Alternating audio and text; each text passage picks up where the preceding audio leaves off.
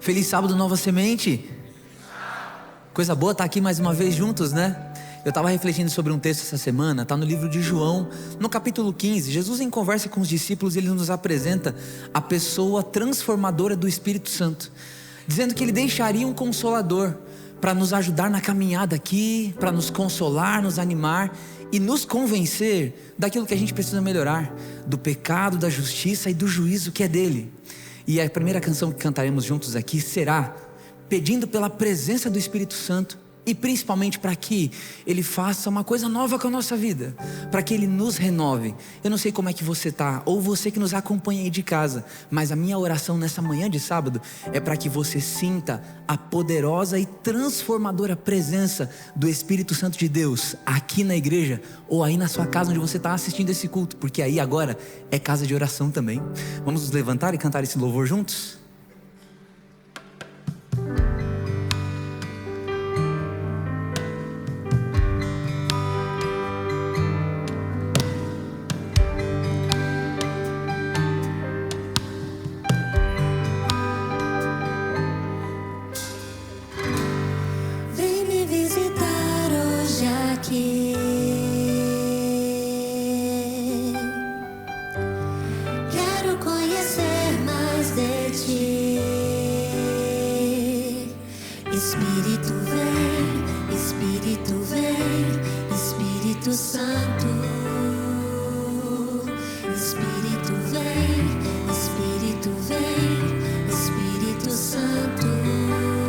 Posso ouvir a igreja adorando, eu quero viver, eu quero viver.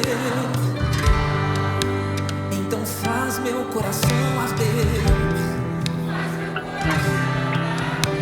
fazendo todo o medo desaparecer. Amém. Sobre mim um novo amanhecer, eu quero viver. E você viverá em nome de Jesus. Vem me visitar hoje aqui.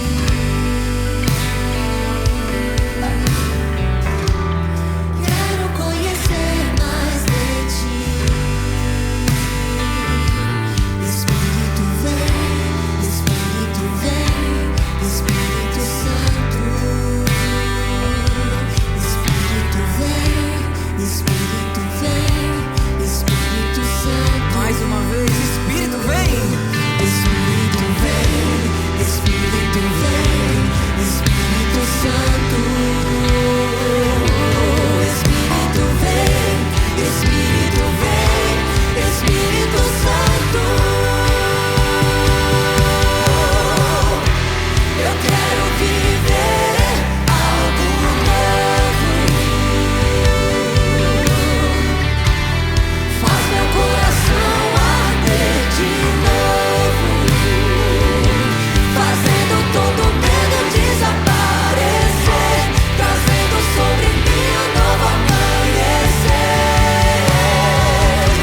Eu quero viver algo novo. Mais uma vez, eu quero viver. Eu quero viver algo novo.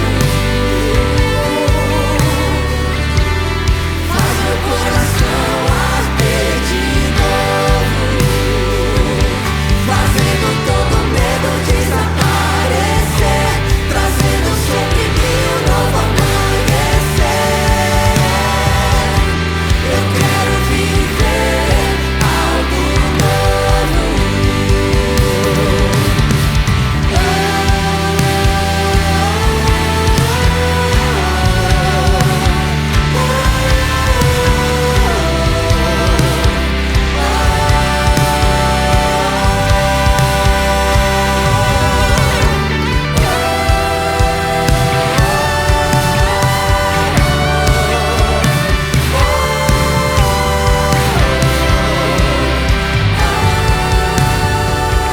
Então, Nova Semente, agora é você e o Espírito Santo de Deus. Eu quero viver. Faz meu coração arder. Aleluia, todos juntos. fazendo todo medo desaparecer, trazendo sobre mim um novo amanhecer. Eu quero viver algo novo. Eu quero viver algo novo. Faz meu coração arder de novo, fazendo todo medo desaparecer, trazendo sobre mim um novo amanhecer. Eu quero viver algo novo.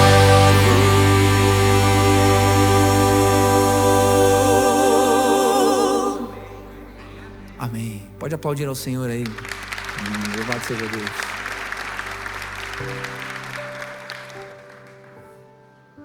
Quinta-feira eu fui chocado por uma frase que parece simples, mas faz todo sentido.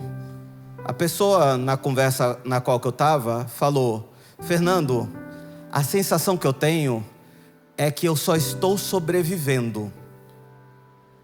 E aí eu comecei a tentar entender por que ela tinha falado aquilo para mim naquele momento. E aí ela estava falando: a minha sobrevida, ela é uma reação diante dos problemas e a vida acelerada que eu tenho. E naquela conversa que a gente estava tendo, a gente chegou à seguinte conclusão: a gente esquece de degustar da vida. E ela falando: o que seria degustar na tua opinião?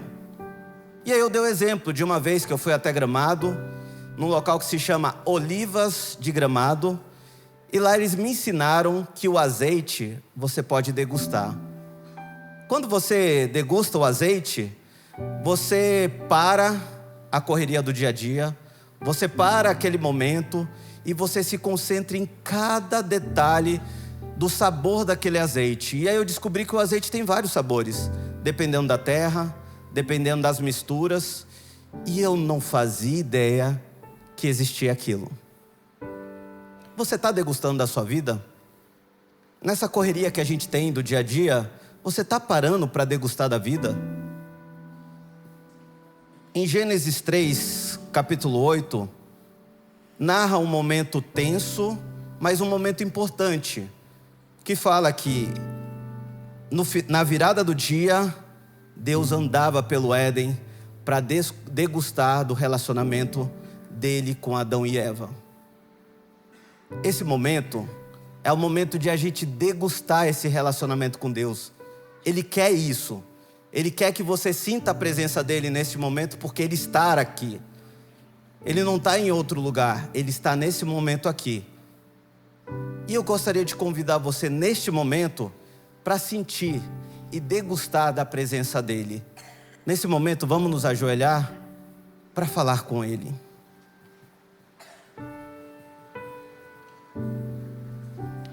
Senhor, primeiramente queremos agradecer pela vida e saúde que o Senhor nos dá.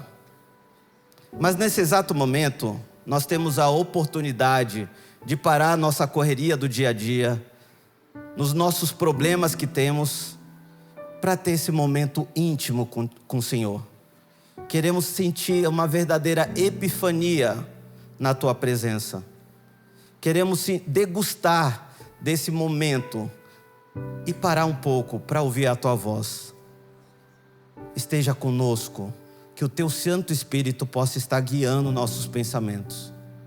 É isso que nós te pedimos, em nome de Jesus. Amém, Senhor. Eu quero viver algo novo. Faz meu coração arder de novo, fazendo todo medo desaparecer, trazendo sobre mim um novo amanhecer. Eu quero viver algo novo.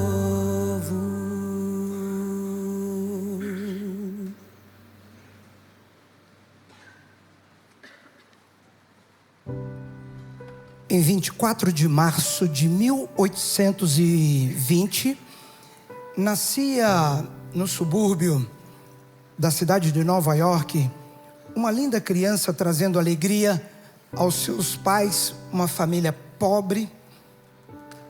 Mas aos 6 meses, eles tiveram uma dificuldade com a saúde da sua pequena Fanny. Uma inflamação nos olhos.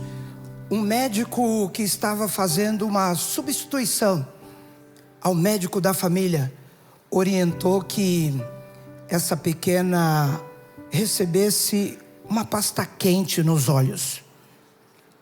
E essa pasta quente, o cataplasma, fez com que ela perdesse a sua visão aos 6 meses de idade. Aquela bebê se tornou uma criança feliz a despeito da cegueira precoce. Quando eu falo precoce, é porque ninguém deseja um mal tão grande assim. Mas são coisas da vida. Interessante que durante a sua adolescência, ela se dedicou a escrever poesias que engrandecesse o nome do Senhor. Ela, nas suas poesias, expressava um intenso desejo de se encontrar com o seu Salvador. Certa vez, lecionando na escola para cegos ali em Nova York, ela encontrou uma pessoa que fez uma grande parceria ao juntar suas composições, suas melodias, às letras de suas poesias. Ela estava visitando um amigo quando William Duane, seu parceiro musical, chegou esbaforido e dizia: Fanny, você precisa ouvir essa melodia. Eu acabei de compor e o Senhor me inspirou. E ela, não entendendo o que estava acontecendo, falou assim: ei, Duane, se acalma, respira. Eu vou tocar novamente, porque Deus está falando ao meu coração que nesse momento você precisa colocar uma letra nesta melodia. Ela pediu licença às pessoas que estavam ali à sala e se recolheu num ambiente ao lado. E em 30 minutos, Fanny Crosby retornou à sala trazendo esta letra.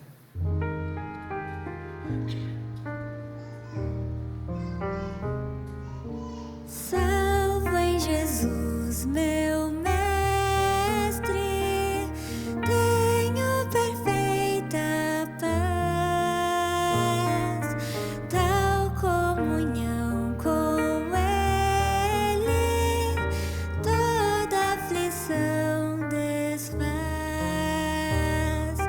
Ele me deu certeza da minha salvação. Oh, que prazer glorioso enche meu coração.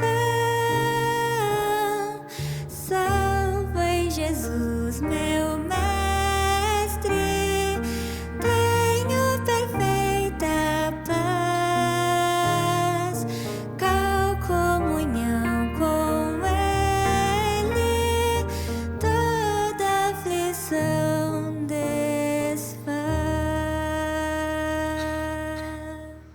A despeito dos problemas que nós temos na vida, que a sua e a minha vida seja para honrar e louvar o nome do Senhor, colocando nossos dons e talentos à disposição do nosso Deus e das pessoas que estão à nossa volta. Talvez você não tenha o talento de Fanny Crosby. Foram mais de 6.000 poesias, e algumas delas nós cantamos, como essa que você acabou de ouvir aqui. Você talvez já tenha cantado: a Deus demos glória, junto de ti bendita segurança, quero estar aos pés da cruz, quero ter Jesus comigo. Eu quero que você, nessa manhã, reflita e abra o seu coração para que a pregação do Evangelho, com seus dons e talentos, possam alcançar pessoas para o reino. Nós podemos participar de algumas formas. Talvez você cante, talvez você consiga contar histórias para as crianças, talvez você consiga ensinar a Bíblia para outras pessoas. E tem gente que fala por aí: eu não sei fazer nada. Provavelmente você tem recursos para manter o ministério. É por isso que nesta manhã nós somos todos convocados a participar com os nossos recursos. Os nossos dízimos e ofertas, eles também são manifestações dos dons e talentos que o Senhor nos concedeu. Que você participe nesta hora com o coração aberto, dizendo: Senhor, muito obrigado. Aqui estão partes dos recursos que o Senhor me concedeu.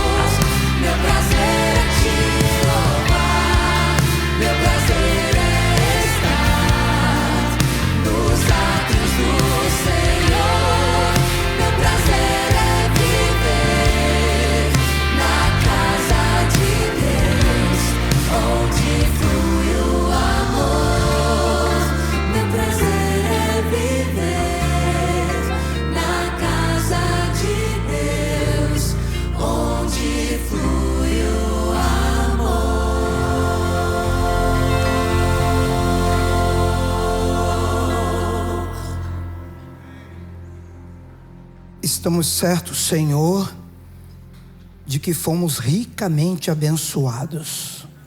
Estamos certos, Senhor, de que a Tua graça nos alcançou de uma tal forma que aqui estamos adorando o Teu santo nome com os nossos dons e talentos para a honra e glória do Senhor. Nós entregamos a nossa vida em Tuas mãos, em nome de Jesus. Amém. E que bonito que foi cantar com vocês esse último louvor. Como vocês cantaram bonito, louvado seja Deus. Nós fomos chamados para anunciar do Pai, para falar dele para as pessoas. Somos arautos dele. Dos arautos tem alguns que são mais especiais. Tem um aqui com a gente que é o Felipe, que está aqui, um arauto do rei mesmo. Levanta aí, Felipe, aplauda aqui a presença do Felipe com a gente. A esposa também está juntos aqui. Prazer ter vocês com a gente aqui. Nesse momento, cantando esses louvores juntos, junto com o Felipe, somos todos arautos do rei, né? Se coloque em pé, vamos adorar ao Senhor então.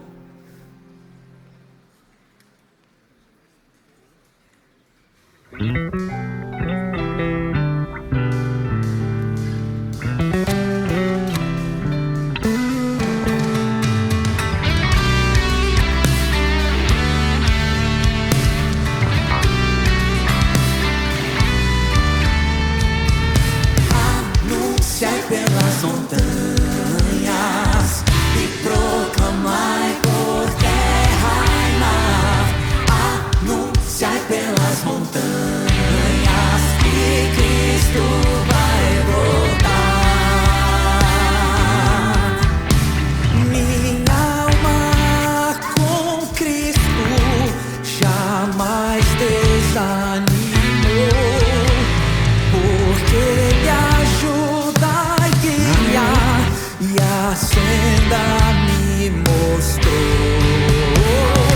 Anunciar pelas montanhas e proclamai por terra e mar. Anunciar pelas montanhas que Cristo vai voltar. Meu mestre divino, conduz-me pela mão, de pão sacia a alma e escuta a oração. Anunciar pelas montanhas e proclamai. Então anunciai pelas montanhas que Cristo vai voltar. E nós que o amamos devemos proclamar que Cristo veio ao mundo e a todos quer salvar. Anunciai pelas montanhas e proclamai. Então anunciai pelas montanhas que Cristo vai voltar. Anunciai pelas montanhas, anunciai pelas montanhas, anunciai pelas montanhas e proclamai por terra e mar. Anunciai pelas montanhas que Cristo vai voltar, que Cristo vai voltar, que Cristo vai voltar.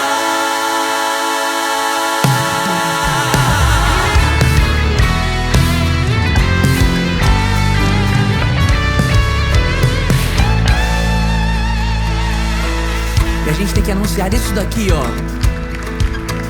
Vitória em Cristo, eterna vitória. Buscou-me, salvou-me, por mim na cruz morreu. Que paz e alegria, raiou novo dia. Vitória,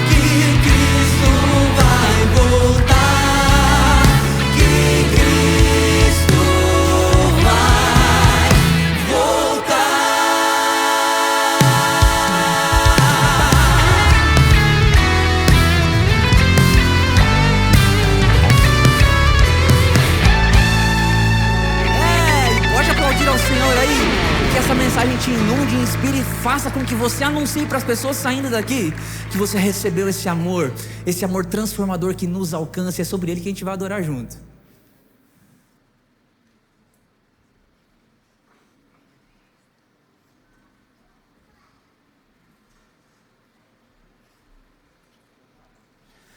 Cobre-me com teu amor, me envolve.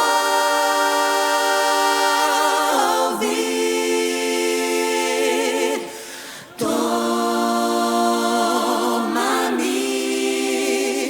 perto quero estar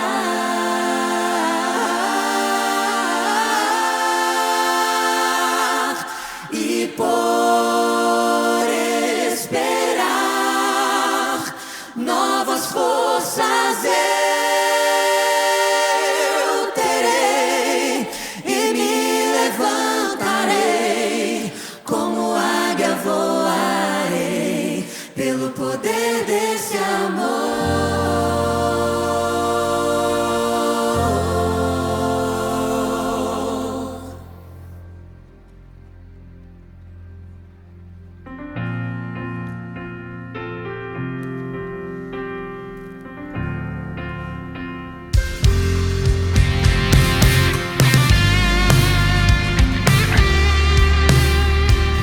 Essa aqui você conhece e canta tão bonito, então vou deixar só você no começo assim, ó. Venho a ti, Jesus. Sei que a graça vem dele. Só de ti, Senhor. E o que você descobriu no Senhor? Isso pode ser transformado, né? Vai se transformar. Como? Aleluia. Então deixa esse amor transbordar e transformar você. Meu Jesus, teu amor me envolve. Quero estar firme em tuas mãos. Eu vou voar bem alto como a águia, planando na amplidão do Espírito de Deus, com o poder do amor. Cadê as mulheres? Abre os olhos meus, quero ver o teu olhar, mostra teu amor. Vem viver.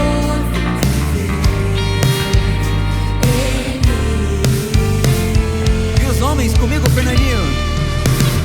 Renova o meu pensar, ensina-me o teu. E todos juntos adoram. Cada dia mais, com o poder do amor.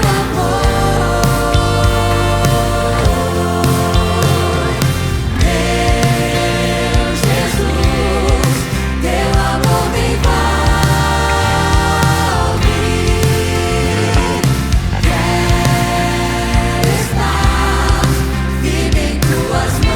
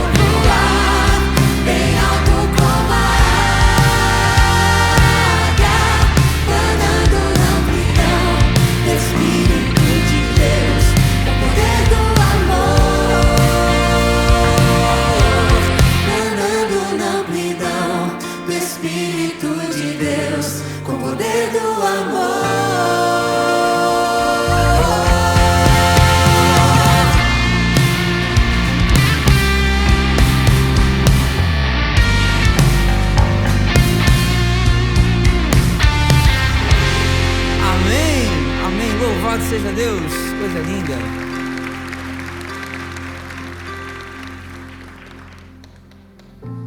O final do capítulo 16 do livro de João termina com Jesus em uma reunião longa com os discípulos dizendo: eu disse tudo isso para vocês, que está nos capítulos 14, 15, 16, na forma como a gente dividiu a Bíblia, para que vocês tenham paz. Quando eu penso em paz, eu penso nessa música aqui que eu acho que você conhece. E eu queria que você cantasse esse pedacinho comigo, assim que eu me lembrar, porque eu esqueci como ela começa. Me dá só um segundinho. É aquela, Pedrinho.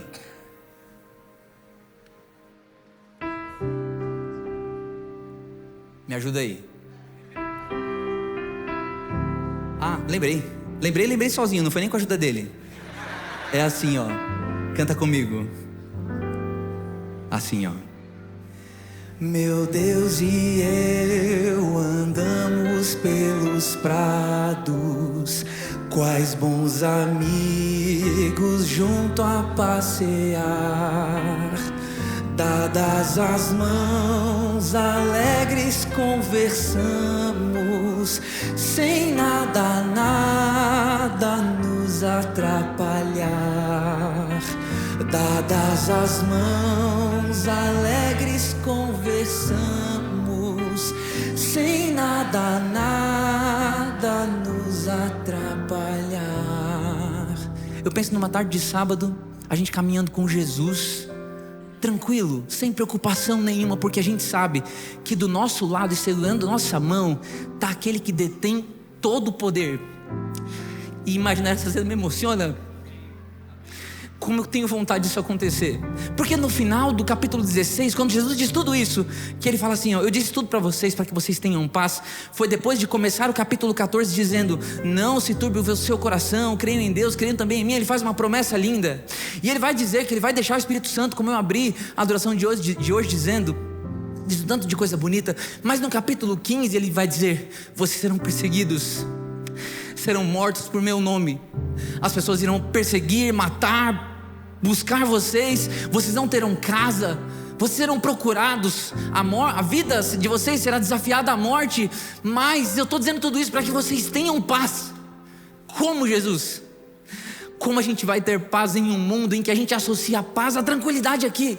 Se eu perguntar para você, o que é paz? Ah, Léo, paz é saúde, paz é dinheiro na conta. Meu Deus, se depender disso eu não vou ter paz nunca nessa terra. Porque tem uma profecia de Jesus que ele diz assim: os pobres sempre terão convosco. Essa daí está se cumprindo na minha vida. Como que a gente vai ter paz com a incerteza do que a gente vive aqui? Mas o que Jesus está dizendo nos capítulos 14, 15 e 16 de João é: olha, eu vou estar com você, então tenha paz. E eu vejo algumas pessoas chorando aqui, e eu me emociono junto com você, porque eu sei que está difícil. Eu sei que está difícil perceber Jesus do seu lado aí, mas eu estou dizendo isso com você e para você, para que você tenha paz no Senhor, sabendo, olha, sabe essa canção que a gente cantou aqui? Imaginando que vai ser no céu uma tranquilidade sem fim. Isso pode acontecer aqui, diga amém. Assim como nós cantamos na canção, você pode dar as mãos para o Cristo que te salvou e caminhar com Ele, para que a sua vida aqui seja mais leve, mesmo em meio a um turbilhão de coisas. Porque paz não é tranquilidade do nosso ponto de vista. Paz é estar com Jesus no meio desse turbilhão todo.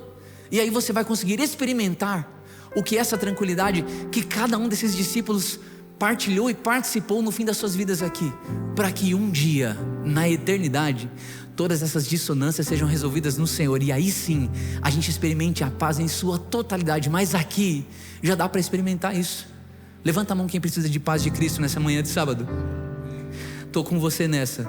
A gente vai cantar um louvor aqui de bênção, e eu espero que nessa música o Senhor te abençoe, que Ele te guarde, que Ele faça brilhar o rosto dEle sobre você, e que Ele te dê paz, que você tenha paz em nome de Jesus.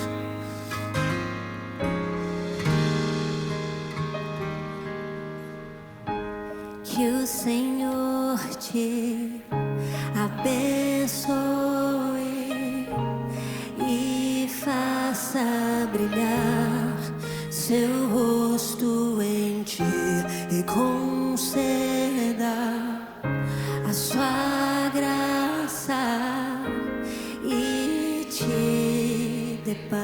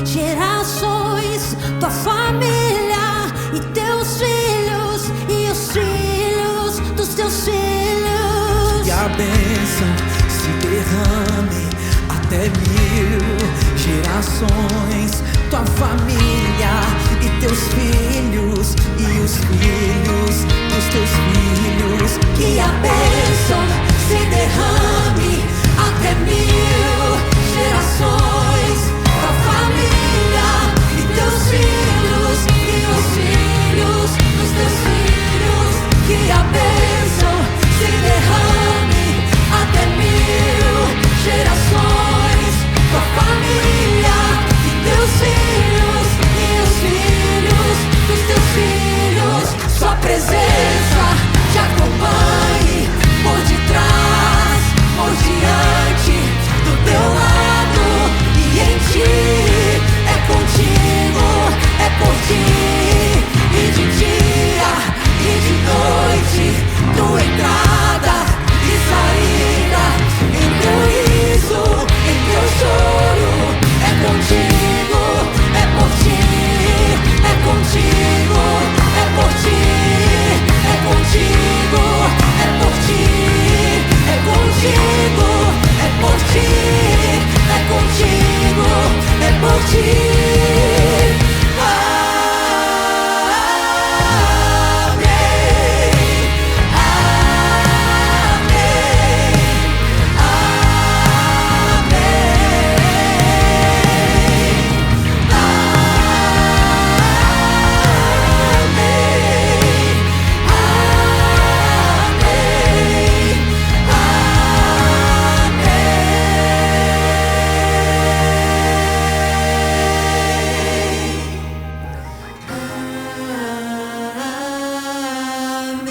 Amém, Senhor. Amém, Senhor.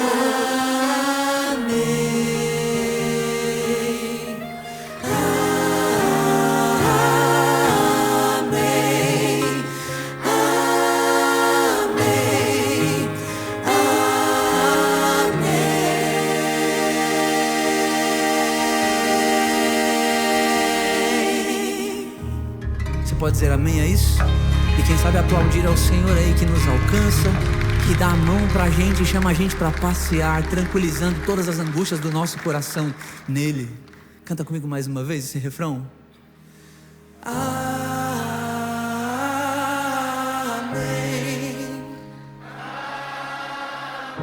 Amém, Senhor.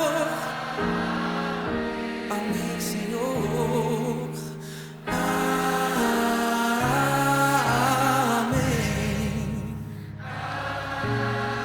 Amém.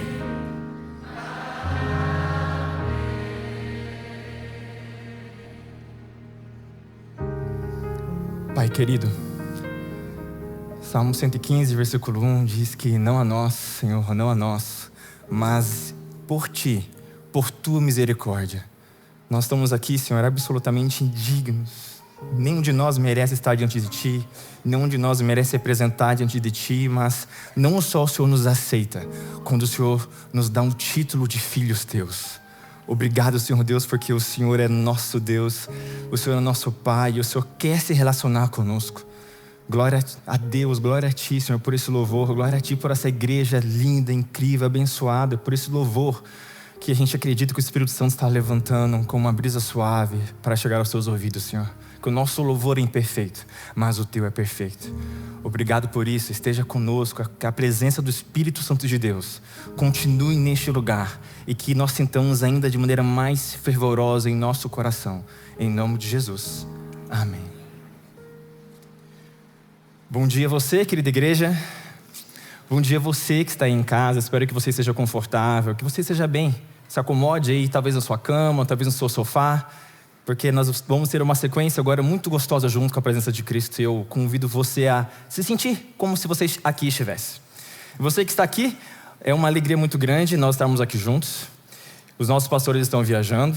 Eu brinquei ali atrás na hora de a gente fazer a oração. Eu falei, gente, todos os nossos pastores estão no compromisso fora. E daí eles fizeram, o pastor Igor fez uma encomenda da Shopee. E daí aqui estou eu. Não sou pastor, sou um advogado, sou apenas um voluntário aqui. Mas por muitas semanas, desde que o pastor Igor me chamou para estar aqui com vocês, eu tenho orado a Deus e pedido a misericórdia dele para que a gente tenha um momento abençoado aqui juntos. Algo interessante quando eu comecei a pensar sobre o que nós conversaríamos hoje aqui, e de maneira muito rápida veio ao meu coração nós conversarmos sobre a história de Jacó. Só que daí a semana foi passando e tal, só que daí eu brinquei, né, comigo mesmo, sempre, olha, como vai estar o Dia dos Pais, nessa data muito próxima, então eu vou falar sobre os pais. Só que daí eu esbarrei numa questão, gente, eu não sou pai, não tenho filho, e na verdade estou com uma dificuldade ainda maior, porque eu sequer tenho uma esposa. Então, assim, acho que não seria um tema para falar com vocês aqui hoje.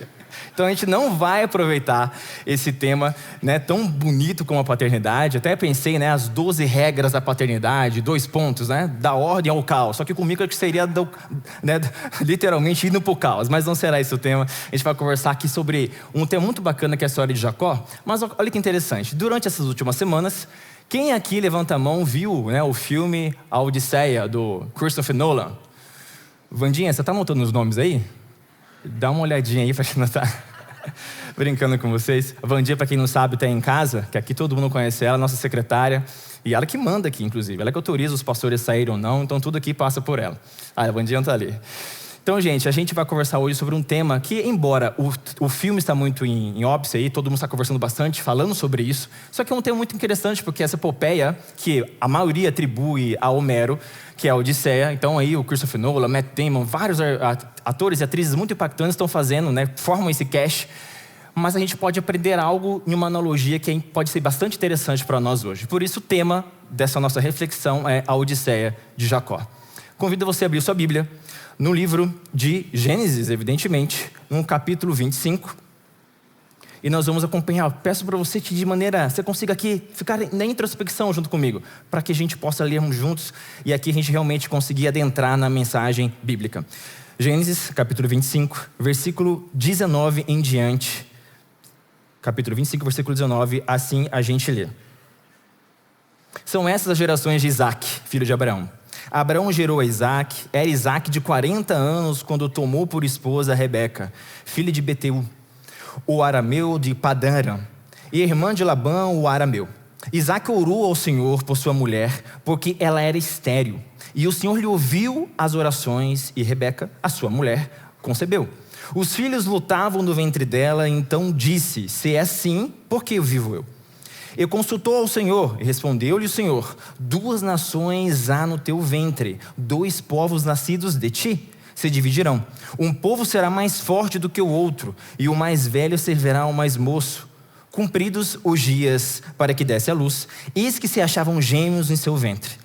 Versículo 25. Saiu o primeiro ruivo, todo revestido de pelo, e por isso lhe chamaram Esaú. Depois nasceu o irmão, segurava com a mão ao calcanhar de Esaú. Por isso lhe chamaram de Jacó.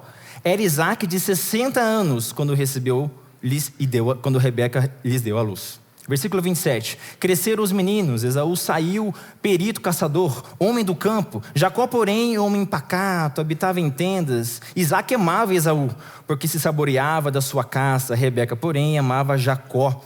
Tinha Jacó feito um cozinhado, quadrado, esmorido. Veio do campo Esaú, e quando lhe disse, peço que me deixes comer um pouco desse cozinhado vermelho, pois estou esmorecido. O texto aqui, ele fala sobre uma história que você conhece essa história já. Mas eu gostaria de nós lembrarmos de alguns detalhes. Jacó era um homem que era querido por sua mãe devido às suas valências. E muitas vezes a gente acaba colocando que ele era um homem meio molezinho, porque Esaú que era o homem mais viril, forte, por isso que o pai amava mais ele. Mas ocorre que Jacó era um homem muito, muito inteligente, muito versátil. E aqui a gente já consegue fazer uma analogia muito interessante, porque Jacó, pelo seu próprio nome, a sua origem, e até mesmo ele foi destacado desde menino, não por sua força física e virilidade, não, mas pela sua inteligência, pela sua astúcia.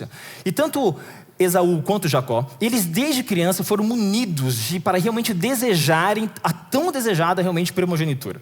Então os dois foram nutridos com isso. Mas ao passo que Jacó olhava as responsabilidades do combo que vinha com essa bênção que ele poderia receber, mas o Esaú, ele não gostava do entorno da primogenitura. Tem responsabilidades, todo dever Todo direito geralmente vem acompanhado de deveres. E ele olhava para aquilo como uma restrição de liberdade, como se aquilo estivesse aprisionando ele. Era um homem livre, ele gostava da liberdade, ele entendia a liberdade como fazer aquilo que o coração dele era ansioso por fazer. E então ele entendia dessa forma, então ele olhava com um certo desdém. Ele tinha um certo interesse, mas não lhe atraía tanto assim como a Jacó. Só que evidentemente você sabe, a bênção especial era para quem? O filho que primeiro nasceu. Então ele tinha esse dilema. Embora a mãe tivesse recebido a mensagem do anjo, que quem seria realmente a linhagem seria Jacó, eles então tentavam identificar durante a vida, o cotidiano, como que isso aconteceria. Tentando ver como que resolveria, e talvez Deus sempre atrasado, eles então tentando descobrir alguma forma de acelerar e fazer isso tornar possível. E aqui o nosso primeiro ponto que eu gostaria de destacar com vocês é a diferença entre Jacó e Esaú, no quesito que, se a gente for lá na página 178, do livro Patriarcas e Profetas, da escritora Ellen White, lá vai estar dizendo que, de maneira natural e com seu crescimento, Jacó ele conseguia tomar decisões pensando no futuro, considerando o futuro. Enquanto Esaú, por sua vez, estava muito desejoso do presente. Ele queria algo para agora. E olha que interessante que exatamente essa origem, essa matriz mental que os dois tinham, fez com que a gente consiga compreender de maneira mais natural os eventos que se seguem aqui na história. E isso me lembrou de um artigo científico. Existem 2 estudos muito famosos. O primeiro deles começou na década de 60, 70, mas só em 89 que foi sair na revista Science, que é um estudo sobre, do Dr. Wilson. Ele estava analisando uma coisa que depois se conceituou muito em relação a preferência temporal. Talvez você já tenha ouvido falar desse conceito. A preferência temporal nada mais é uma analogia a um outro estudo, que esse eu tenho certeza que você conhece. Quem já viu aqui aquele videozinho das crianças com marshmallow? Acho que a maioria aqui já viu. Esse testezinho é para tentar medir a resistência da criança e ela tentar ver se ela consegue. Qual que era o teste? Basicamente, eles apresentavam para a criança numa mesa, ela sentadinha, muito bonitinho o vídeo, e davam um marshmallow na mesa para ela. E davam a seguinte informação: se você resistir por alguns minutos só, a gente vai te dar 2 marshmallows. E é muito legal o vídeo, porque algumas crianças, elas se debruçam em cima do marshmallow, algumas cheiram, e sabe, como se são torturadas para não comer o marshmallow. Pesquisa depois na internet que você vai ver lá. E o fato é que eles depois analisaram por mais 15 anos as crianças que resistiram e as que não resistiram a comer o marshmallow. E eles conseguiram encontrar várias relações de que, de fato, a pessoa que resistia a um prazer imediato, em detrimento de algo futuro, ela de fato tinha mais evidências, mais chances de ter um futuro melhor, porque ela conseguia de fato conter um pouquinho mais, estar mais relacionado ao domínio próprio. Então a gente percebe que aqui então temos um homem que é mais, a gente pode associar ao hedonismo, ou seja, uma busca insaciável pelo prazer, o que move essa busca pelo prazer, e do outro lado o homem que ele realmente era encantado por servir, por um propósito maior, embora ele ainda não tivesse claramente entendido, compreendido como que isso realmente era eficaz e se realizava no dia a dia. E aqui então a gente percebe essa grande diferença. Na página 179, lá diz assim do livro Patriarcas e Profetas, abre aspas: todo o seu interesse estava no presente, se referindo a Esaú. Estava pronto para sacrificar as coisas celestes pelas terrestres, para trocar um bem futuro por uma satisfação momentânea. Um pouco mais à frente, na mesma página, diz assim: por este prazer desenfreado, erroneamente chamando de liberdade, quantos ainda estão a vender o seu direito da primogenitura por uma herança pura e incontaminada, eterna nos céus? E aqui nossa primeira lição: quanto de nós também talvez não nos comportamos no dia a dia como Esaú? Trocamos algo tão valioso e rico por algo tão pequeno e ínfimo. Um prazer imediato, poucos minutos por uma eternidade. E aqui então nós vamos para o nosso segundo ato então. Primeiro ato de fato é a questão da identidade, como cada um era, eles tinham um significado próprio do seu nome. E então ficou muito cunhado o termo com um apodo ali, com o significado de como se fosse um apelido mesmo, de que Jacó então era um enganador. Muito também por como Esaú se refere a ele no próprio livro de Gênesis, no capítulo 32, como se ele tivesse realmente enganado ele por 2 vezes. Então fica com esse significado, que histórico também, que acabou se transformando em Jacó é um enganador. O fato que Esaú não tem um significado muito exato, está muito associado ao seu nascimento, assim como também se a gente for lá no livro de Crônicas, capítulo 4, versículo 10, a gente vai ver a história de quem? De Jabes, que também, por conta do seu nascimento, também ganhou um significado, o nome, com muita dor veio à luz, então o nome dele era dor. Então da mesma forma agora, ao mesmo passo, a gente percebe que Esaú também recebe um significado oriundo das circunstâncias de seu nascimento por uma característica física. E assim agora a gente percebe a identidade deles. Quando a gente vai olhar na história da Odisseia, o principal personagem, Ulisses, ele também tem um significado, embora não seja tão claro assim, porque o primeiro nome é Odisseu, do grego, quando vem para o latim, muda para Ulisses, e então não tem um significado tão claro. Porém, alguns atribuem o significado de ira, aquele que provoca a ira, ou aquele também que é objeto da ira do Deus, que a gente vai perceber lá na frente o porquê disso. Então a gente percebe já que a etimologia, a identidade de cada um, de como eles significam. Nosso segundo ato é o ato que se refere ao engano. Acompanhe comigo em Gênesis, a leitura em Gênesis capítulo 27, no versículo 18 e versículo 19. Lá diz assim: Jacó foi ao seu pai e disse: meu pai. E ele respondeu: fala. Atenção a essa frase aqui que a gente vai recobrar ela e relembrar lá na frente. Quem és tu, meu filho? Respondeu Jacó, seu pai: sou Esaú, teu primogênito. Fiz o que me ordenaste. Levante-te, pois assenta-te e come minha caça, para que me abençoes. Nesse momento então aqui a gente vai ler o ato do engano. É muito interessante nós pensarmos que quem idealizou esse plano aqui não foi Jacó. Quem que idealizou esse sonho, esse plano aqui? Foi a mãe idealizou. E ele resiste até inicialmente. Ele fica, eu vou estar enganando meu pai, mas a mãe com tanta firmeza, acredite em mim, esse é o caminho. Então ele vai e cede então e executa o plano. Então temos aqui a arquiteta do plano, temos aqui o executor do plano. Só que a grande questão é que é muito comum nós humanos, quando a gente vai fazer algum plano, nós evidentemente pensamos nas probabilidades, nas chances de aquilo acontecer, do que se eu fizer isso, tal peça vai se mover e provavelmente ter tal resultado. E eles também pensaram assim. E o próprio relato bíblico vai mostrar que Raquel, quando idealiza esse plano, ela acredita muito que depois orienta seu filho, porque ela ouve Esaú bravo e falando, e exclamando que estava esperando apenas o seu pai descansar, para então que ele fizesse o quê? E ele iria matar o seu irmão quando ele tem a perda, porque ele engana, ele usa uma estratégia de engano aqui. E algo muito importante que ela acha então, que seria apenas por algumas semanas a saída dela. Só que mal sabia ela, que ela jamais voltaria a ver o seu filho. E aqui a gente pode recobrar uma outra questão. Vou abrir uma frase que para mim me impacta muito, é a seguinte: a astúcia humana, sem a sabedoria divina, resolve um problema imediato, mas cria outro muito maior à frente. Como que a gente pode recobrar isso? Na própria linhagem de Jacó, de Isaac, o que aconteceu antes com Abraão? Muito semelhante. Abraão recebe também uma promessa. A mesma situação com a sua esposa. E da mesma forma, ambos estavam avançados de idade, então impactados, como que realmente vai acontecer? Deus falou que com Maria do Mar seria a minha descendência, mas a gente não tem um filho ainda. Então na tentativa, no afã de tentar ajudar a Deus, cria então um problema muito grande. O mesmo problema acontece uma geração após outra e chega também em Jacó. Tem 3 parágrafos muito interessantes no capítulo, também no mesmo livro, Patriarcas e Profetas, a história de Sansão, que fala sobre essa questão da hereditariedade. Tudo aquilo que eu e você adquirimos como hábito, os nossos filhos têm uma chance probabilística de herdar a parte deles. E perceba que nessa história aqui a gente consegue também muito facilmente identificar isso. O mesmo problema de Abraão se passou de geração em geração e agora chega também na vida de Jacó, seu filho. O fato é que nessa grande questão dessa analogia que a gente pode analisar, a frase-chave aqui é que o estrategista ele torna-se então prisioneiro da sua própria estratégia. E isso aqui é um ponto interessante porque quem que era o estrategista? A própria mãe e Jacó. E de maneira análoga, quando a gente vai olhar a história de Ulisses, qual que é a história? Ulisses, para quem talvez não se recorde, mas Ulisses ele propõe um juramento a Tíndaro, que é o rei de Esparta. Ele é pai de Helena. Quem assistiu um filme aqui, lá, ou já leu sobre a questão de Troia, vai se lembrar.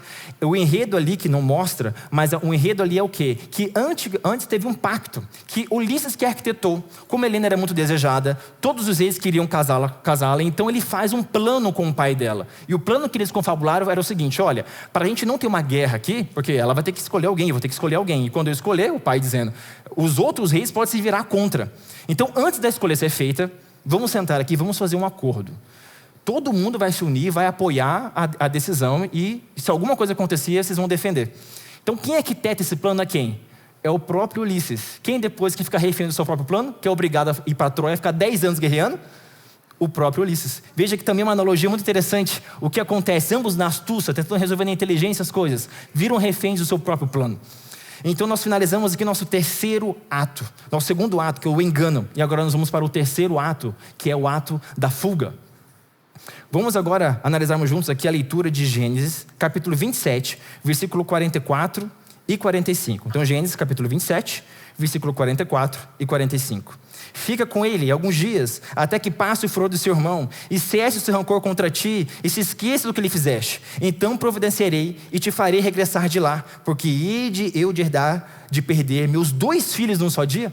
Então ele fica com medo de perder os seus 2 filhos. Então a própria mãe então oferta esse plano de fuga ao seu filho.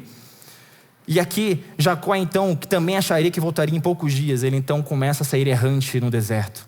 E um homem que estava para herdar tudo, sai errante apenas com um pedaço de madeira em suas mãos, galgando no deserto, sem passar pelas principais vidas, que tinha medo de Esaú vir atrás, que era um caçador nato. E então ele tenta fugir. E ali errante, então, tem aquela cena de Betel, onde ele realmente, Jacó, algo muito forte acontece quando ele tenta resolver isso com seus próprios planos de sua mãe.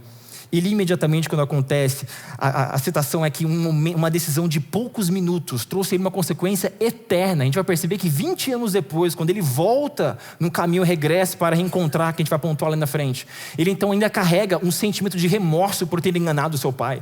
Aquele sentimento faz com que ele sinta que ele tem agora, ele perdeu a proteção de Deus, que Deus não mais quer ouvi-lo, que Deus não mais se interessava em guiá-lo e conduzi-lo. Então ele, de maneira desesperada, e Satanás também colocando a ideia na sua cabeça: você pecou contra o seu Deus, você não é digno, você não é digno. Então ali aquela cena de Betel acontece, onde ele de fato ali em Gênesis 28, no capítulo 28, versículo 10 a 22, a contar essa história do encontro que ele tem, daquela visão que ele tem de uma grande escada, então que sai desde a terra e se direciona ao céu. Então ali ele reconhece, ele recebe um pouco do consolo de Deus, que Deus mostra para ele que: filho, eu ainda estou com você, siga. Aqui nesse ponto, há uma frase que eu gosto muito de Jordan B. Peterson, que ele diz assim: todo conflito evitado é um conflito multiplicado. Todo conflito evitado é um conflito multiplicado. Nós somos especialistas em evitar situações, e muitas vezes pelo politicamente correto, a gente melhor deixar para lá e a gente evitar. Mas em uma palestra muito interessante dele, ele argumenta em seu livro também, uma das suas principais obras, 12 Regras para a Vida, ele argumenta e ele realmente embasa uma questão de que todo conflito nosso, evitado agora, é um conflito multiplicado. Por quê? Porque ele aumenta. Pense você, imagina que você já deve ter passado talvez por isso. Tem algumas pessoas que gostam de falar tocando. Conhece alguém assim? Que fala e fica tocando. Algumas pessoas aqui já estão com você já de desgosto, né? Mas algumas pessoas gostam de falar tocando. E aí, algumas pessoas, por outro lado, não gostam de ser tocados. E geralmente essas pessoas se conhecem no dia a dia. E o que acontece? A pessoa está ali falando, e cara, a pessoa que gosta de falar tocando é o natural dela. Então assim, ela não está nem visualizando a cena que ela está sendo insuportável para alguém. Ela não está. Ela está fazendo porque é o natural dela. E a outra pessoa que, por sua vez, se irrita demais em ser tocada, o que ela faz? Ela fala para a pessoa que está tocando? Não fala. E o que acontece? Toda vez que ela encontra essa pessoa, o que a pessoa que toca faz? Vai tocar nela, e fulano e tal, e abraça e tal. E a outra pessoa vai nutrindo ao longo do tempo o quê? Um sentimento de raiva. Daqui a pouco começa a evitar essa pessoa, daqui a pouco ela cria um sentimento de desgosto do outro indivíduo, que necessariamente ele não fez nada para ela. Ele tem um jeito diferente de ser. Agora, se lá no início a pessoa tivesse abordado e falado assim: Joãozinho, eu sei que você gosta de falar tocando, tal, Mariazinha, mas comigo não. Fulano de tal gosta de ser abraçado, eu não gosto, eu gosto de ficar no meu cantinho aqui. Se você puder me poupar, me poupe. Né? Querer resolver a situação. Se você falar de uma maneira carinhosa, brincando ali, cara, isso evita a situação, porque agora a pessoa sabe que você não gosta. Ela vai se lembrar, acredite. Quando ela for tocar em você, geralmente quando já tiver tocado, ela vai, putz, ele não gosta que toca, né? E daí ela vai tentar tirar a mão assim, né? Tentar dar uma evitada. Mas a conversa, um conflito que a gente evita, ao longo do tempo, ele vai aumentando e intensificando. Então nós recebemos uma dica aqui, é o quê? Não evitarmos conflitos. Porque um conflito evitado é um conflito multiplicado. Então, e muitas vezes pode dar, como aconteceu aqui, uma grande fuga. Em Atos, no livro aqui, na verdade, de Ulisses, quando a gente vai ver a trajetória de Ulisses, então, ele também tem um momento que ele fica tentando evitar a decisão dele. E é quando ele está na ilha de Calipso. Ele então evita todo entardecer, ele vai para onde? À beira da praia, e ficava visualizando como era a vida dele antes, com a amada esposa dele, com um filho que estava crescendo, 20 anos ele ficou sem ver seu filho. Então também ele tardia a decisão dele, a tomada de decisão dele em relação a estar ali ou não. Óbvio que tinha vantagens para ele ali estar naquela ilha com Calipso, Mas talvez alguns homens aqui, eu vejo algum sorriso aqui, tá rindo, que acho que está lembrando, puxa, não seria tão má ideia, né? Estar preso numa ilha como aquela. Mas você é cristão, amigo. Deus abençoe você. Cristão não pode ficar naquela ilha, não. Mas o ponto aqui é que, no mundo, muitas pessoas gostariam de ficar presas numa ilha como aquela. Mas o ponto aqui nosso é nós não evitarmos conflito. Um cristão de verdade, um homem digno de Deus, ele não evita conflito. E evitar conflito é diferente de procurar por conflito. Faz sentido? São coisas diferentes. Um cristão não deve procurar conflitos, mas ele deve enfrentá-los quando é necessário. E são coisas muito distintas. Nós não criamos conflito, mas nós também não evitamos quando eles insurgem em nossa frente. E há uma grande distinção. E nós precisamos, com o auxílio da Bíblia, entendermos essa distinção, para nós podermos e sabermos como nos posicionar no dia a dia. Vamos então para o nosso quarto ato. O contragolpe, o exílio. Vamos lá agora para Gênesis 29. Gênesis 29, versículo 26. 29, versículo 26 vai dizer assim. Então o tempo passou, evidentemente, né? Aqui, então, Jacó continua sua jornada, passa por Betel, tem encontro com Deus. A gente não tem tempo de entrar nos limiares, nos detalhes da história. Mas então ele vai e encontra Raquel no poço. Depois ele vai lá, encontra Labão. E ele chega sem nada. Mas em poucas semanas de trabalho ali, já se notou a habilidade distinta que Jacó tinha na liderança, na maneira de agir. Então, com pouco momento, Labão já identificou, e a sociedade identificou que ele era um homem distinto, diferente. Tudo que ele tocava, ele tinha um toque realmente abençoado. E então, ele começa a trabalhar, porque lá atrás, é importante nós lembrarmos aqui, culturalmente falando, existia a questão do dote. Então, os pais não tinham a confiança de entregar a sua filha a um homem que não tinha posses e patrimônio. Mas então o que fazer com aqueles homens que nada tinham? Nunca casariam? Então tinha uma alternativa civil ali. E essa alternativa qual que era? Ele poderia então entregar o seu labor por um período de tempo que seria acordado com o pai da mulher que ele almejava. E então isso foi que Jacó fez. Como ele não tinha patrimônio, porque ele foi sem nada, então ele fez um acordo ali. Essa foi uma permuta laboral, vamos assim dizer, né? Uma troca por tempo de trabalho. E por isso ele então começa a trabalhar alguns anos para conseguir receber e o Labão entregar a mão de sua filha a ele. E agora nós vamos para a leitura de Gênesis 29, versículo 26. Respondeu Labão então, aqui sobre esse conflito entre Lia e Raquel. Não se faz assim em nossa terra? Dá-se mais nova antes da primogênita? E aqui, gente, é uma ironia, sem ele querer, evidentemente, provavelmente ele não sabia do que tinha acontecido, de maneira, talvez Jacó não tivesse verbalizado, mas aqui uma ironia muito clara, e talvez você tenha percebido já. Quando, do ato do engano, o que Jacó e sua mãe fazem? A troca, ele se passa pelo primogênito, o mais novo se passa pelo primogênito, certo? Para receber uma bênção. E agora aqui acontece algo ironicamente reverso. Ele queria ter acesso à mais nova. E o que o pai faz? Não, primogênito, primeiro é Lia. Aí a pergunta que ele faz, que daí vem a ironia, que para mim eu sorri quando eu li novamente esse texto, porque, não faz assim também na sua terra? Imagina o que Jacó deve ter sentido quando ele ouviu essa pergunta de Labão. Aqui a tradição é essa, não é assim também lá não? E então agora, aquele que era o enganador, muda de posição, possa ser enganado. Aquele então que colocou a substituição, se passou por primogênito, sendo mais novo, agora é passado para trás por uma primogênita, desejando a mais nova. E assim, a vida tem essa ironia. Há uma outra coisa que na psicologia alguns defendem, que a vida é como se fosse um estilingue. A realidade sempre se impõe a nós.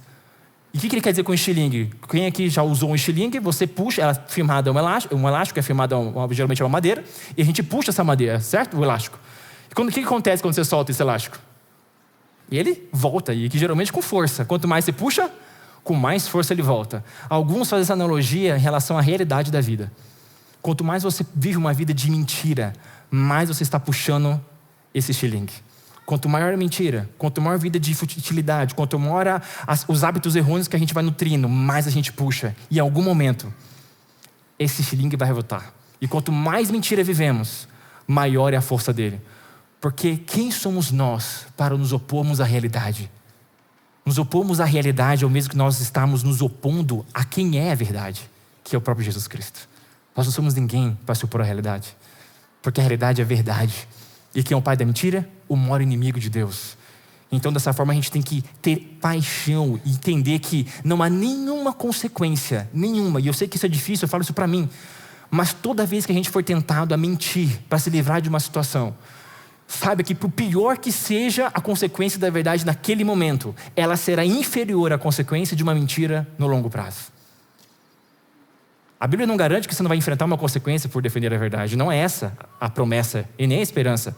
A promessa é que você vai ter uma vida digna, que o sono do justo é um sono como? Leve. Sua cabeça, quando colocar um travesseiro, vai ser leve. E você pode estar como os mártires, preso na cadeia, sentenciado de morte. Mas como que eles estavam? Tranquilos. Por quê? Porque essa tranquilidade e leveza que só a verdade pode trazer.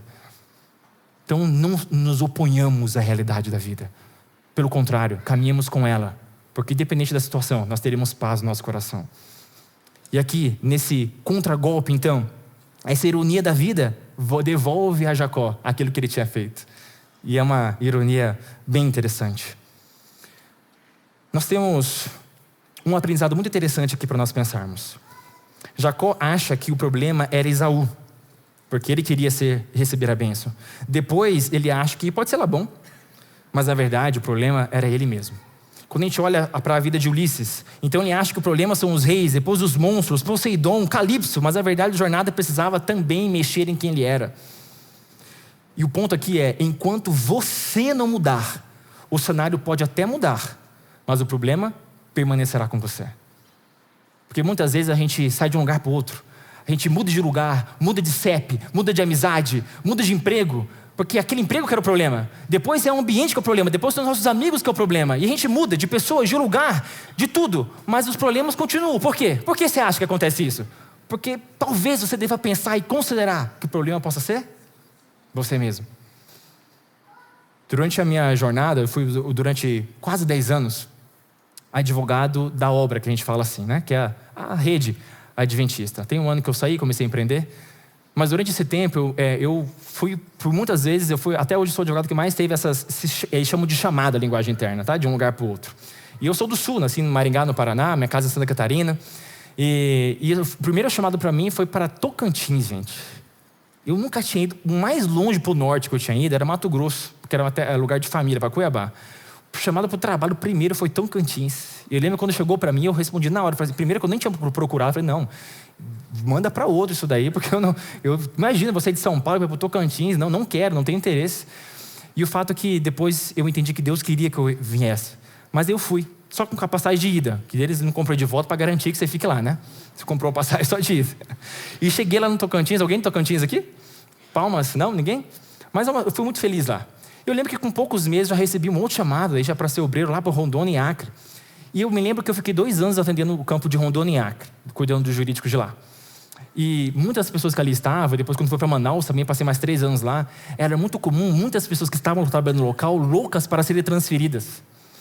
E eu quero só fazer uma analogia aqui. Eu me lembro que eu realmente, isso é uma bênção de Deus, eu estava feliz onde eu estava. Eu fui feliz em todos esses lugares. E por incrível que pareça, quem estava de boa, recebia uma nova proposta. E quem queria sair, o que acontecia? Não recebia a proposta. E é uma coisa que eu comecei a reparar, que era um padrão. Todo mundo que estava muito indignado com aquele local, que queria sair dali, essa pessoa que não recebia. Todo mundo recebia, mudava de administração, mudava o colega ao lado da cadeira dele, mas ele ou ela continuava lá. Porque muitas vezes o problema somos quem? Somos nós. Nós precisamos mudar. Não é um emprego, não é o CEP, não é o lugar, não é o seu parceiro. Às vezes é você o problema. Só que nós temos uma mania bem generalista hoje de nós terceirizarmos responsabilidades. Então o problema do governo, o problema do colega, o problema da igreja, o problema do pastor quando vem aqui pregar, o problema do meu colega aqui ao lado, essa criança que não para de chorar, o problema é todo mundo. Mas nunca nós ponderamos que nós podemos ser o problema. E a grande questão é, nós não podemos fazer nada referente ao outro, mas podemos fazer tudo referente a nós. Nós podemos mudar nossas decisões, podemos mudar nossa cosmovisão, a maneira de enxergar as coisas, podemos mudar o nosso ímpeto, a maneira mais amorosa de olhar o próximo, com mais carinho, com mais temor. Mas não, queremos mudar o outro. E por que nós queremos mudar o outro? Porque é mais fácil. O fato é que Jacó estava mudando de lugar, mudando de pessoas, mudando de ambiente, mas ele não tinha aprendido algumas coisas ainda que ele precisava aprender. E Deus, de maneira paciente, uma oportunidade após outra, deixou ele como pastor-chefe, passou a ser responsável por tudo que acontecia. E Labão deixava ele lá. Se alguma ovelhinha de Labão sumia, era Jacó quem pagava. Ele foi aprendendo que a vida é assim. Fica esperto, né? Teu chefe que manda. E ele estava lá, ficou sofrendo isso. Chegou no 7º ano que ele achou que ia casar. um outro ato também muito interessante, gente, de ironia muito. O que aconteceu com o casamento dele? 7 anos trabalhando, quem que ele esperava receber no casamento? Quem que ele esperava? Raquel. Quem que ele pegou? E olha que interessante, o seu pai estava em que condição? Cego, certo? Quando aconteceu o ato da troca, o seu pai não conseguia identificar. Com Jacó, o que acontece? Também na escuridão, ele não reconheceu quem era. Conseguia ver, mas não podia enxergar. Que ironia, gente, que ironia. E então quando ele acorda, que a Bíblia é muito clara a dizer, ao acordar, ele já o quê? Ele tinha consumado o ato do casamento perante Deus. Ao acordar, ele descobre que ele foi enganado. Uau! Lembra do elástico? Volta, e quando volta, volta doído. Ele teve muita dor. E por ele saber que Lia fez parte do plano, ele decidiu não amá-la de maneira intencional, que ele se sentiu realmente enganado. E foi de fato. Então Labão vai tentar contornar a situação. Também vou te dar aqui a Raquel, minha filha também é a mais nova em casamento.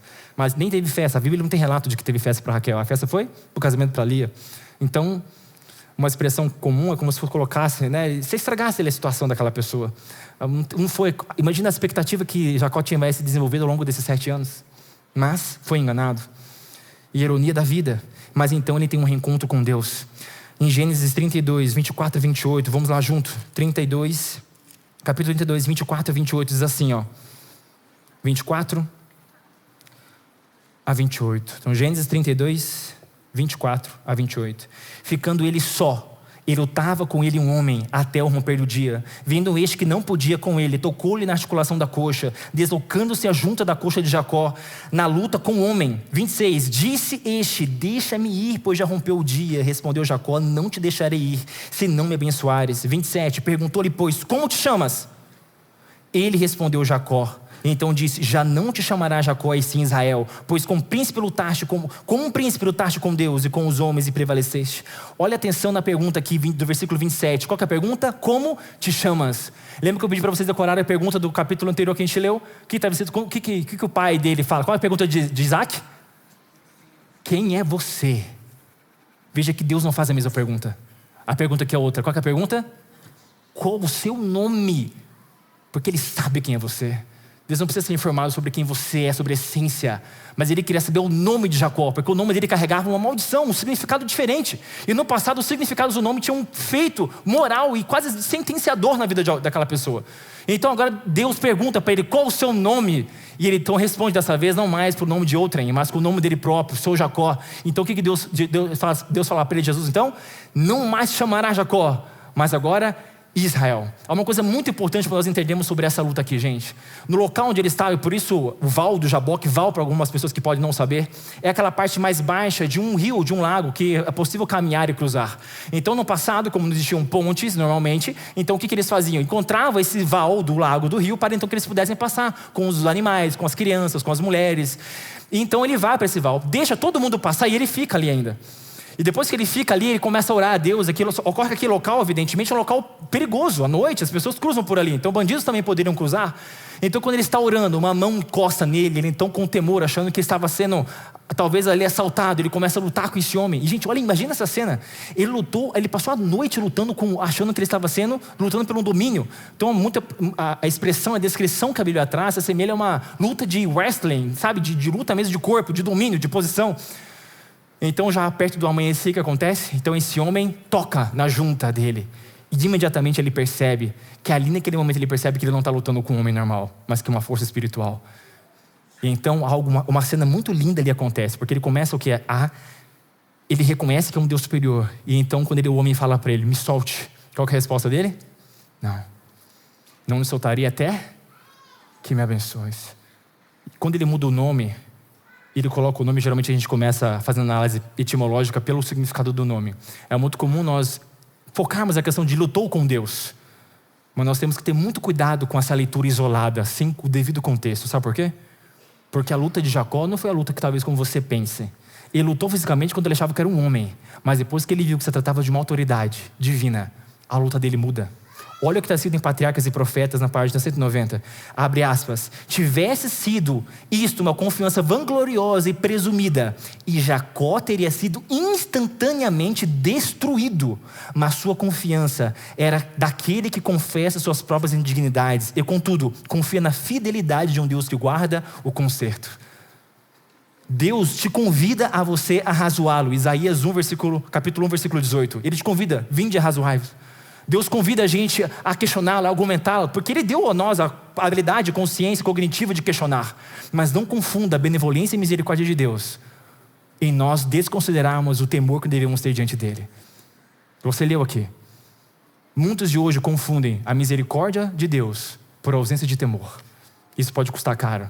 E o texto aqui relata, Jacó teve, então ele estava agarrado a Deus, mas agarrado em submissão. Não vou te largar, Senhor, não me permita ficar aqui sem receber a tua bênção. Ele então recebe a sua bênção, de maneira humilde. Então, para nós entendermos uma diferença clara, quando a gente vai analisar a história de Ulisses, e que tem Zeus ali, então Deus envia deuses para orientá-lo na jornada, do lado de cá tem Jacó. Qual que é essa relação? Quando a gente vai olhar, qual que é a grande diferença, as principais diferenças entre essas duas teses? Algumas coisas que a gente pode colocar. O Deus da mitologia, o Zeus, observa de longe, lá do Olimpo. Desce, só que o nosso Deus não, ele desce e vai até o Val do Jaboque. O Deus da mitologia grega, ele governa, Deus se relaciona. O Deus da mitologia dá uma ordem: Ulisses, pode voltar. Deus, o nosso Deus, transforma um homem. Não te chamarás mais Jacó, mas Israel. O Deus de Ulisses precisa provar que ele merece voltar. Deus, por sua vez, transforma Jacó para que ele possa voltar. A iniciativa é de Deus e não do homem. Na mitologia, os deuses competem entre si. Na Bíblia, não há disputa dentro da divindade, tudo converge para a redenção de Jacó. Calipso, por sua vez, oferece imortalidade por interesse próprio, é por ela que ela queria aquilo. Deus, por sua vez, presenteia a eternidade a cada um de nós, por amor. Ulisses volta sendo Ulisses. Jacó, por sua vez, volta transformado e recebendo um novo nome, chamando de Israel. Uau, que Deus é esse? Não um Deus da etimologia grega, um Deus real, vivo, que nós podemos relacionar, podemos conversar, podemos até mesmo, como Jacó, talvez lutar com Deus em busca de resposta. E talvez você esteja vivendo nesse momento. Um momento muito importante, em Gênesis 33, o encontro de Jacó com Esaú é na sequência. Nessa luta no Val de Jaboque, então, ele fisicamente destruído, exausto, pálido, era a aparência dele. Ele então caminha, vai à frente de todos para se encontrar com seu irmão que estava vindo. Todos eles são muito temerosos. Esaú vinha com 400 homens.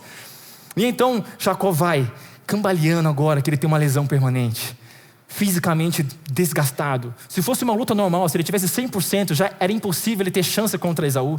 Mas agora nessa situação, visualmente, quase constrangedora. E então, o que os próprios soldados de Esaú esperavam, que ele fosse lá e dizimasse.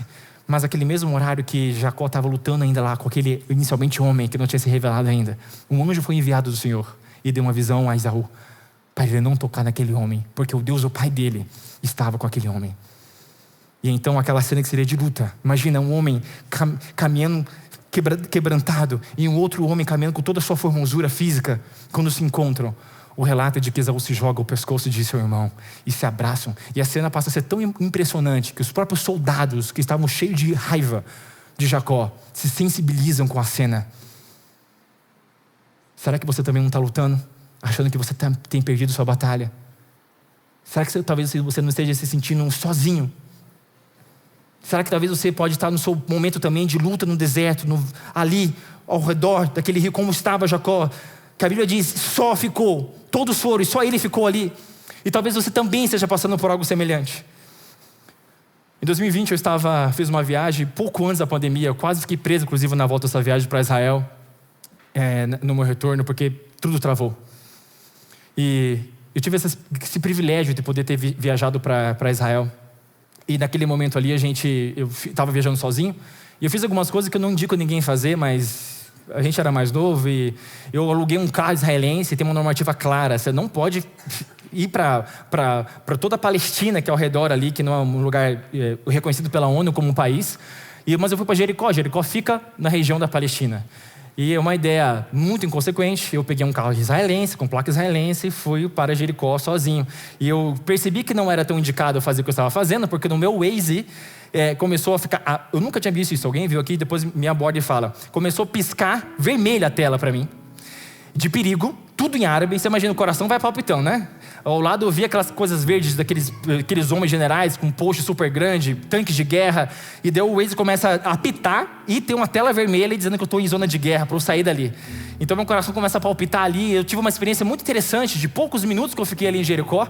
Mas eu caminhei lá, né? Não deu nem 2 horas e já o coração acelerado. Falei, cara, acho que eu estou abusando demais da bondade de Deus, deixa eu ir embora daqui. E esse era o meu sentimento. Ocorre que eu voltei para um lugar chamado Jerusalem Caps, que é um hotel que são cápsulas, tipo aquelas japonesas que a gente vê na televisão.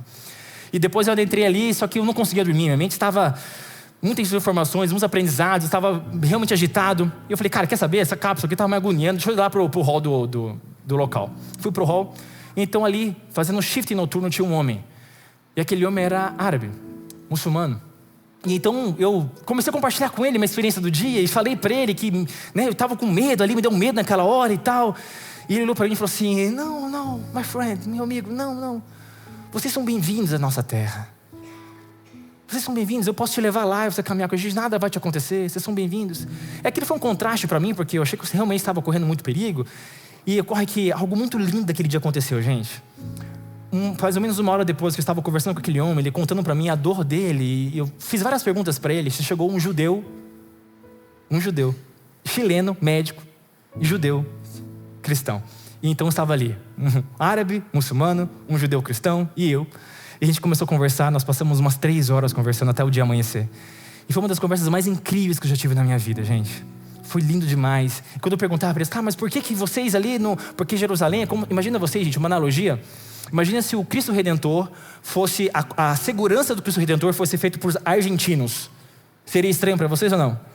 Assim que acontece, você foi em Jerusalém, a segurança, depois do muro da alimentação ali, ela é feita fora de israelenses, mas dentro são por árabes, muçulmanos. E é uma coisa diferente mesmo. E eu fui perguntando para eles o porquê daquelas coisas, eles foram me explicando, e conforme eu ia perguntando, no fim das contas, a gente parou, sabe onde? Todos eles terminavam, se sentiam donos dali, porque ambos têm o mesmo pai. Quem é o pai? Abraão. Ambos tinham a mesma dor, o mesmo sofrimento. E ambos se conectavam da mesma forma. E aquele momento ali eu fiquei refletindo, falei, Senhor Deus, como é isso? Como que pessoas que tomaram uma decisão tão pequena, momentânea, têm um impacto surreal de gerações, milênios e milênios de anos de pessoas se matando, se lutando contra o outro, por conta de uma decisão de um indivíduo. Olha a conectividade que há nas nossas conexões entre humanos, gente. A gente acha às vezes que uma decisão aqui individual, no meio escuro, sozinha, não tem impacto nenhum no mundo. Talvez Sara e Abraão também tivessem pensado isso quando tomaram aquela decisão. E olha o impacto dessa decisão. Até hoje, tribos se brigam e no fundo são irmãos. Tem a origem um mesmo homem. E se odeiam e lutam entre si. É real até hoje essa luta. Talvez você esteja pensando que a sua decisão individual possa não ter algum peso relevante, mas saiba que tenha consciência. Jacó, claro, em minutos de decisão, de vacilo, ele e sua mãe tomaram uma decisão que lhe custou 20 anos longe de sua família. O mesmo com Ulisses, passou 20 anos longe, 10 em guerra, 10 voltando.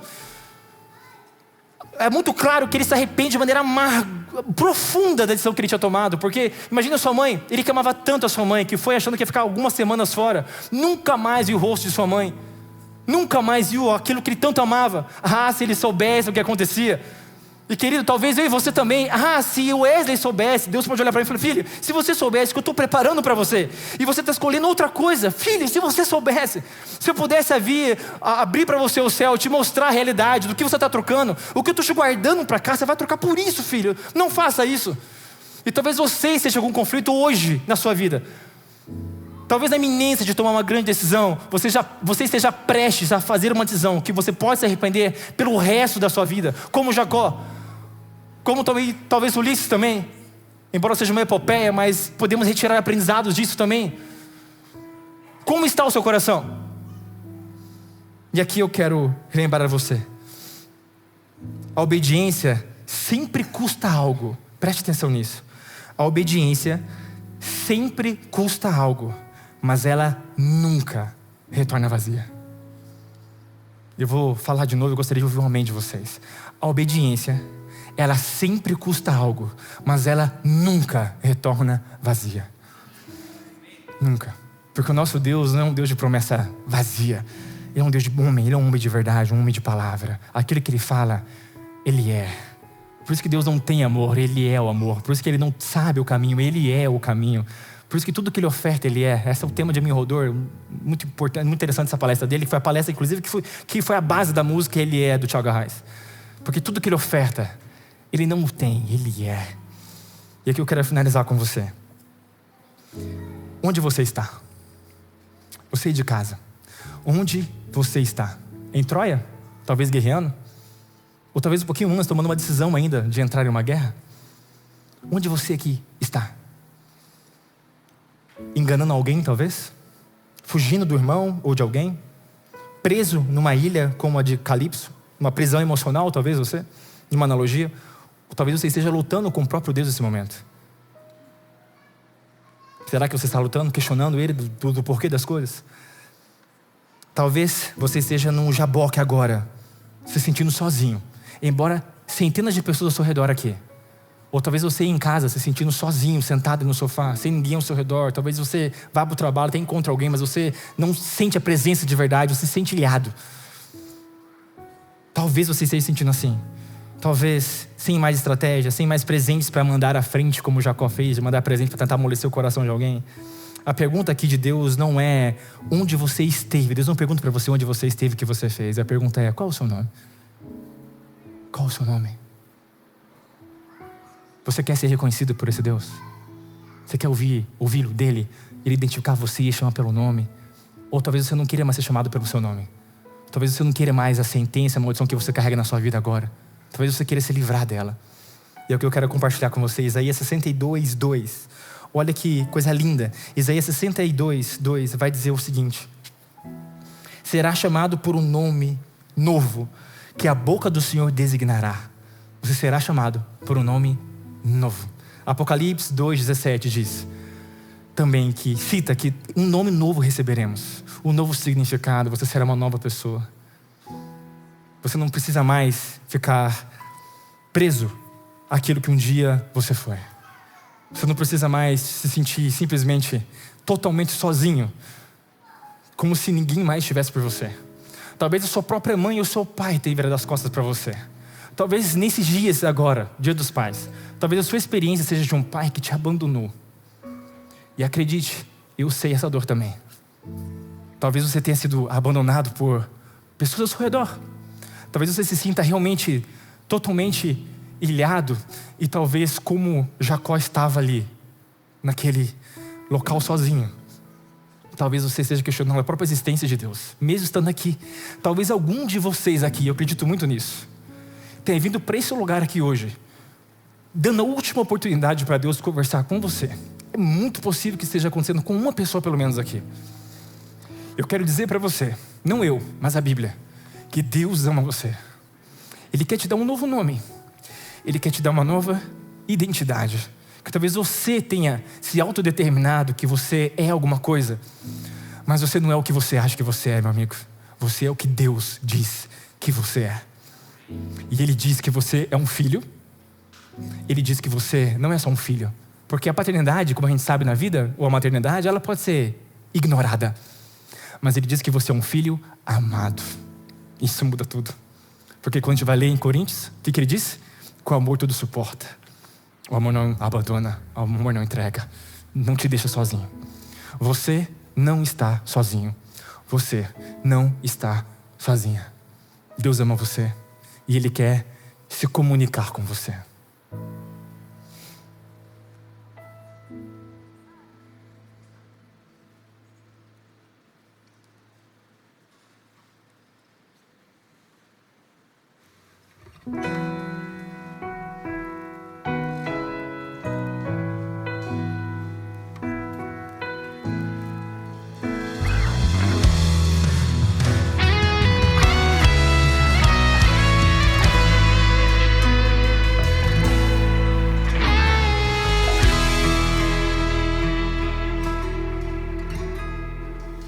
Pela graça estou sendo curado, pouco a pouco sendo transformado. Perfeito não sou, contudo sou grato. Tenho lutas, mas eu não desisto. Com coragem sigo vencendo. Perfeito não sou, contudo sou grato. Novo dia recebi pra te amar, ó Deus, e me trouxe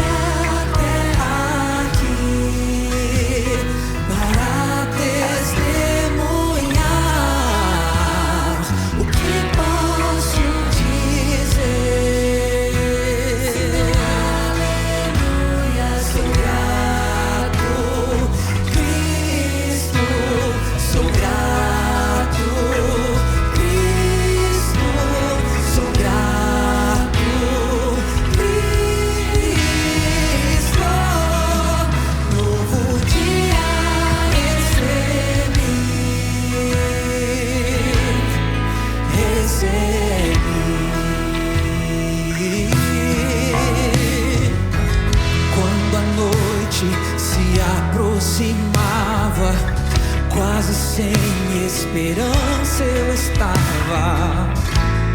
Minha mão segurou, por isso sou grato. Quando no fogo eu fui lançado, El Shaddai, você estava ao meu lado. Nunca me deixou, por isso sou grato. Novo dia recebi pra te amar, ó Deus, e me trouxe até aqui para testemunhar. O que posso dizer? Aleluia, sou grato, Cristo, sou grato, Cristo, sou grato, Cristo. Novo dia recebi, eu recebi, eu recebi,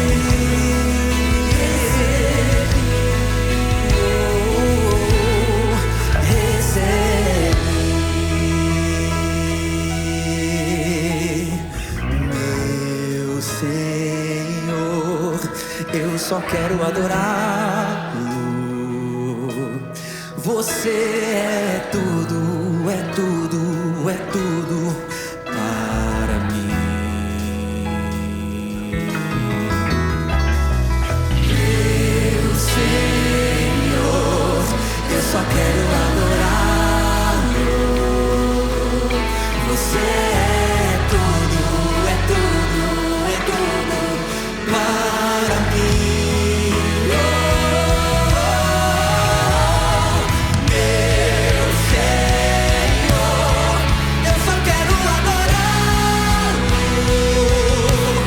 Você é tudo pra mim, Senhor, pra mim, Senhor.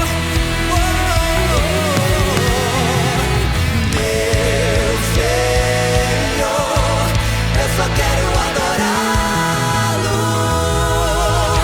Você é tudo, é tudo, é tudo para mim. Novo dia recebi, aleluia, pra te amar, ó Deus, e me trouxe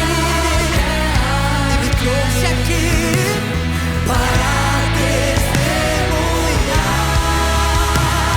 O que posso dizer? Se não aleluia, sou grato, Cristo, eu sou grato, Cristo, eu sou grato.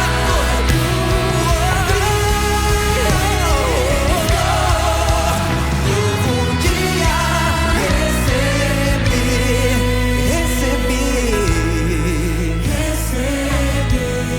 eu recebi,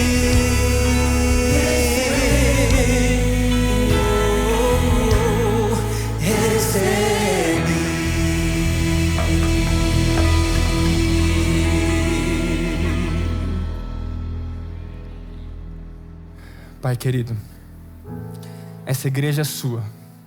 E cada um de nós aqui entendeu que, embora nós de maneira literal não somos nada, mas quando Jesus Cristo morre na cruz, nós passamos a ter todo o significado do mundo. Não por nós, mas porque Ele morreu por nós. Obrigado, Senhor Deus, que a gente aprendeu que mesmo os homens, os heróis da fé, como Jacó, teve uma caminhada longa para ele realmente se tornar esse herói. Uma caminhada longa de aprendizado, de transformação. Obrigado porque o Senhor está dando a oportunidade de cada um aqui, Senhor, ter a sua jornada de transformação, para então o Senhor, no dia da sua volta, dar um novo nome para nós. um novo dia, uma nova história, uma nova vida. Talvez alguns estejam sentenciados a alguma doença, por exemplo, aqui, alguma limitação física, nasceu, talvez sem algum membro. E aqui, momentaneamente, parece uma eternidade. Mas há um novo dia, um novo nome, uma nova sentença, um novo destino. E a gente aprendeu aqui hoje, Senhor, que demorou 20 anos para Jacó se transformar nesse homem, para então ele apenas ser reconhecido pelo próprio Cristo, como agora não mais um enganador, mas um príncipe, porque lutou contra os homens e contra Deus e prevaleceu. Que cada um que esteja aqui, cada filhinho, cada filhinha teu, Senhor Deus, que esteja aqui hoje, sinta essa presença do Espírito Santo de Deus na sua vida. Em nome de Jesus Cristo, aquele que venceu por nós na cruz. Amém. Essa é a Nova Semente. Um local onde nós temos uma experiência real e transformadora com Deus. Te agradece pela sua presença com a gente hoje e tenha um excelente sábado.